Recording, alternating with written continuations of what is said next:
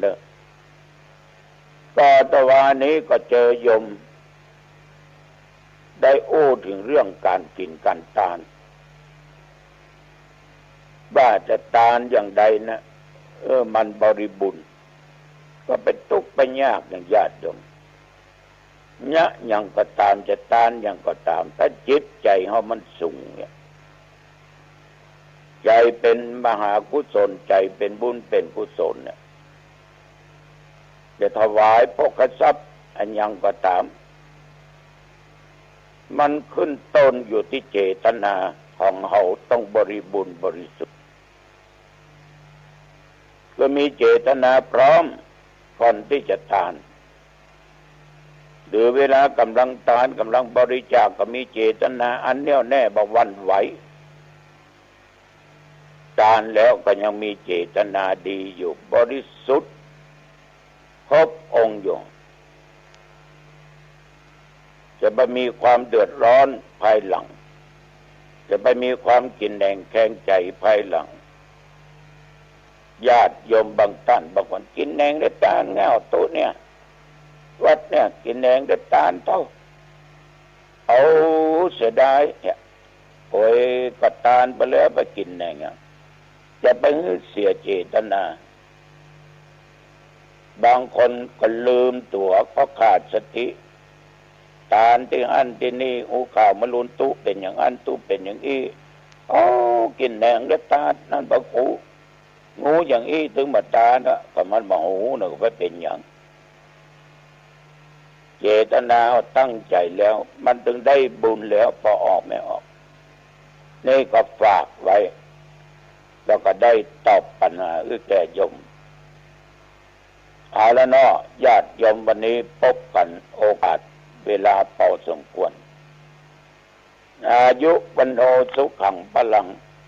พบกันใหม่โอกาสหน้าเจริญพร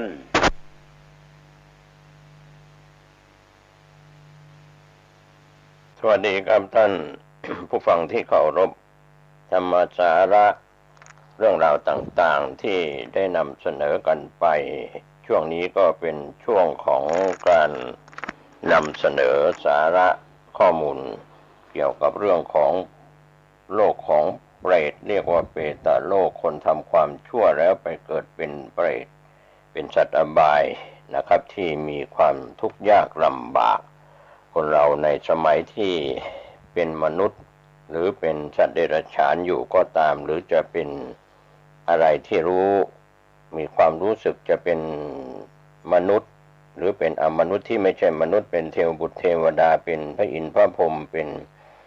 สัตว์ที่รู้เดียงสาคือมนุษย์และเทวดารวมไปถึงพรหมโลกส่วนอบายสัตว์นั้นสัตว์เดรัจฉานก็ยังรู้เดียงสาแบบสัตว์เดรัจฉานส่วนเปรตก็เช่นเดียวกันก็มีความทุกข์ทรมานสัตว์นรกเปรตอสุรกายก็เช่นเดียวกันคนเราทุกวันนี้ในตัวของเรามีความรู้สึกนึกคิดมีความประพฤติที่เป็นสัตว์นรกบ้างเรียกว่าตัวเป็นมนุษย์ใจเป็นสัตว์นรกก็คือโกรธเป็นเจ้าเรือนตัวเป็นมนุษย์ใจเป็นเปรตหิวกระหายอยากไม่มีที่สิ้นสุดอสุรกายด้วยแล้วก็สัตว์เดรัจฉานนั้นตัวเป็นมนุษย์ใจเป็นสัตว์เดรัจฉานชอบขัดขวางชอบเรียกว่าเป็นนักเลงโตขัดขวางคนอื่นที่จะทำความดีนะครับส่วนตัวเป็นมนุษย์ใจเป็นมนุษย์ก็คือคนที่ชอบรักษาศีลห้าสมาทานศีลห้าไม่ฆ่าสัตว์ไม่ลักทรัพย์ไม่เสพกามที่ผิดไม่กล่าวคำเท็จไม่ดื่มเครื่องดองของเมาและเสพยาเสพติดตัวเป็นมนุษย์ใจเป็นเทวดานั้นก็คือมีความละอายบาปเกรงกลัวบาปแล้วก็ปฏิบัติตามในเรื่องของ